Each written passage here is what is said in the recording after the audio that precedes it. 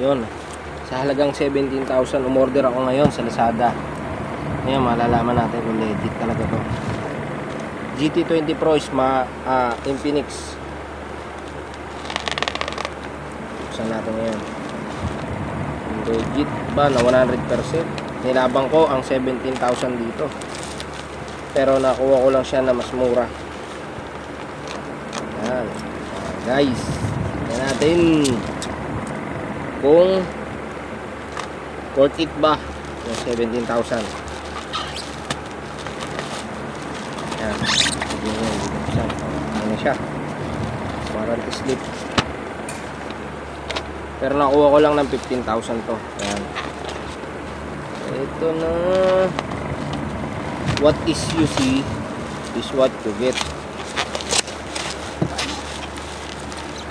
May kasama siya. May previous siya nakasama. Ito.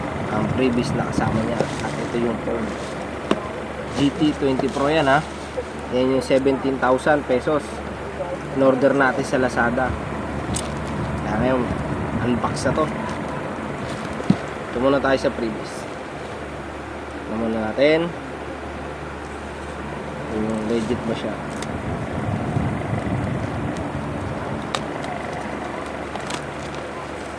Kinikilig ako.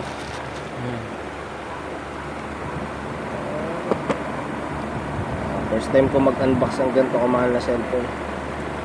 17,000 pesos only. Ayan. Medyo mahirap siya buksan. Yung case nya. Tapos ito yung blower.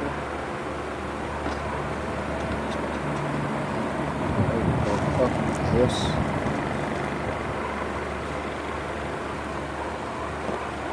Dito naman tayo sa phone. Ito yung phone. Bigat. Bigat. Plastic yan ha.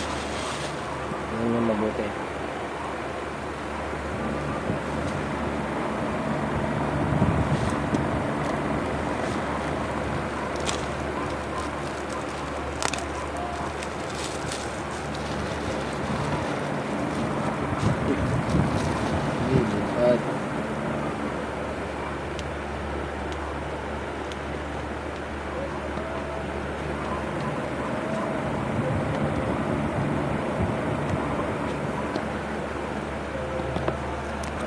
Yun siya.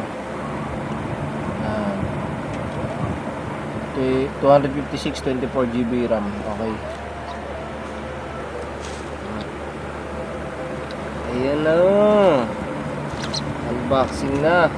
Mga lods. Ayan na siya. NPL. Yung design sa loob. Ito na yung pinaka-ano sa lahat. Yung naka-magnetic siya. Yan yung unboxing ang cellphone. Yan. Silyado siya. 199.9%. May free tempered glass pa. Ito na yung phone. Napakaangas. Napakaangas niyan.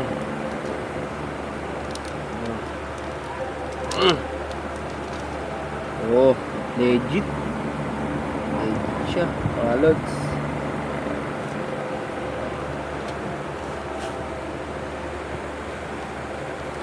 At inclusion, ano ang kasama?